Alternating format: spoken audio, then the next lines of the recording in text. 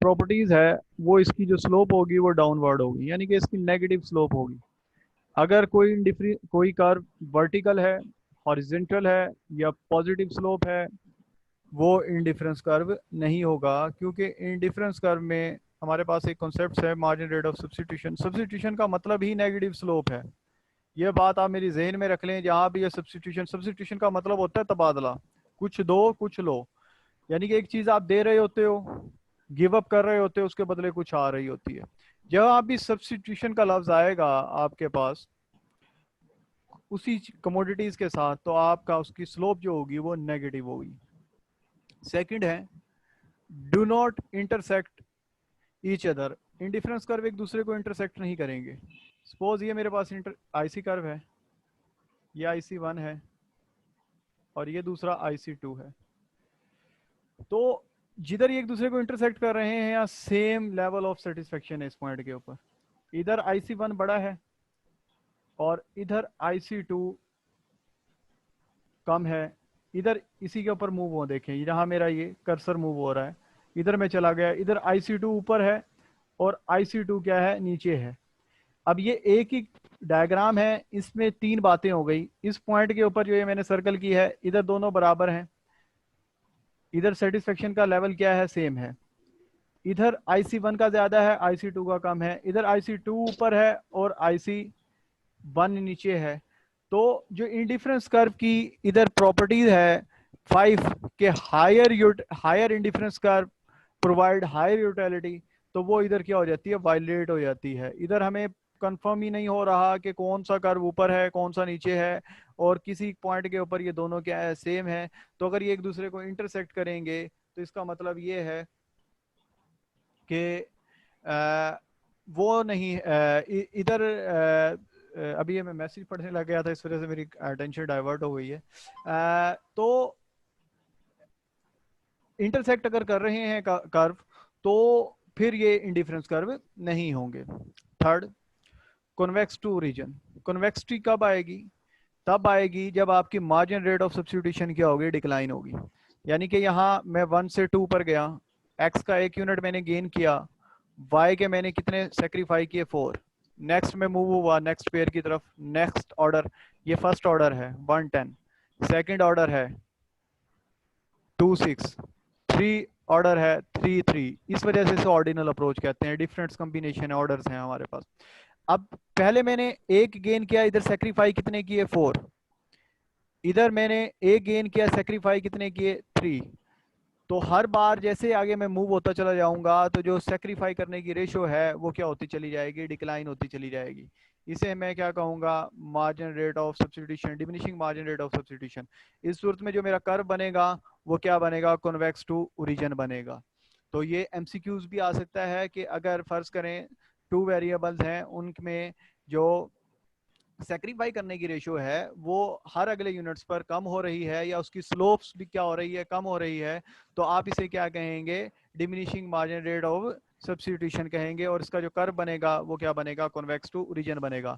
अगर सपोज यहाँ सेक्रीफाई करने की रेशियो ज्यादा होती, यहाँ मैंने 4 यूनिट सेक्रीफाइस किए, फिर आगे मैंने कितने यूनिट सेक्रीफाइस किए, 5, उसे आगे में 6, तो जो इसकी शेप बनेगी वो कॉनकेव टू ओरिजिन बनेगी। यानी कि अगर आपका कर्व, अगर आप मूव हो रहे हैं लेफ्ट टू राइट, आपका जो कर्व है वो उसका स्लोप क्या होता जा रहा है, इंक्रीज होता जा रहा है। तो हमारे पास जो वो होगा, क्या कहेंगे इसे, स्लोप है वो इंक्रीजिंग होगा।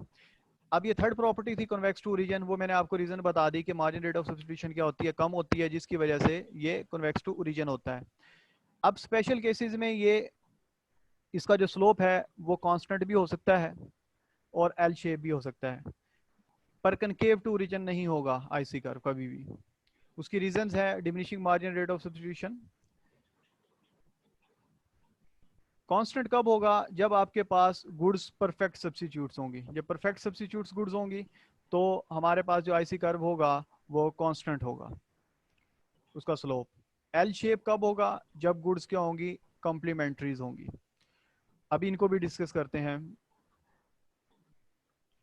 फोर्थ है do not intersect any axis. ये हम अक्सर FABA की किताबों में पढ़ते हैं कि IC कर्व किसी भी एक्सिस को इंटरसेक्ट नहीं करते, पर जो हम कॉर्नर सॉल्यूशन पढ़ते हैं उसमें ये केस क्या हो जाता है, वायलेट हो जाता है। तो कहीं हमारे इंडिफरेंस कर्व अगर कॉर्नर सॉल्यूशन में देखे जाएं तो उधर ये हमारी प्रॉपर्टीज सेटिस्फाई नहीं होती। Do not parallel each other, जिस तरह हमने कहा कि higher indifference curve higher utility को शो करता है। अगर हम काफ़ी इंडिफरेंस कर्व बनाएं और अगर वो पैरेलल नहीं है तो कोई इशू नहीं होगा। हाँ जी, बस इशू कब होगा, तब ये एक दूसरे को इंटरसेक्ट करेंगे। अब हम चलते हैं थर्ड पॉइंट की तरफ, जिधर है it may be constant slope. इसका स्लोप क्या होना चाहिए, कांस्टेंट होना चाहिए। कब होगा, जब ये सब्स्टिट्यूट्स गुड्स होंगी, जिस तरह की ये नजर आ रहा है x and y 110। Next unit हासिल किया, इसके सेक्रीफाई कितने किए 4।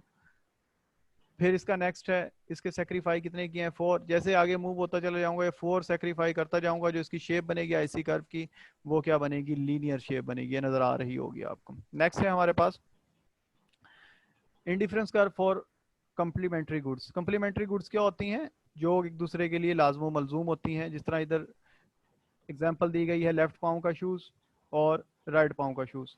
ये कब हमारे लिए कारआमद होंगे, जब एक लेफ्ट का हो एक राइट पाँव का शूज हो। मैं इस पॉइंट के ऊपर मैं हूँगा, सपोज मैं शॉपकीपर के पास जाता हूँ, मैं कहता हूँ एक राइट पाँव का शूज दे दें और दो मुझे क्या दे दें, लेफ्ट के दे दें।